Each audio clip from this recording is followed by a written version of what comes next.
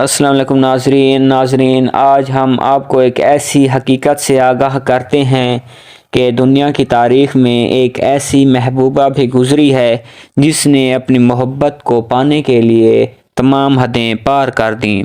جی ہاں، ہم بات کر رہے ہیں کرسچن گلبرٹ کی، جو کہ ایک نرس تھی۔ اسے موت کا فرشتے کے نام سے بھی جانا جاتا ہے۔ یہ ایک ہاسپٹل میں کام کرتی تھی جہاں اسے کسی سے محبت ہو گئی تو وہ اس شخص سے بے حد محبت کرتی تھی، لیکن اس شخص کو یہ پتہ نہ تھا کہ کرسچن گولبرٹ اس سے انتہائی زیادہ محبت کرتی ہے۔ تو اس نے اپنی محبت کو، اپنے عشق کو پانے کے لیے تمام حدیں پار کر دیں۔ یہ نرس جو ہے اپنے مریضوں کو بے ہوشی کا انجیکشن لگاتی تھی اور اس کے بعد انہیں مار دیتی تھی۔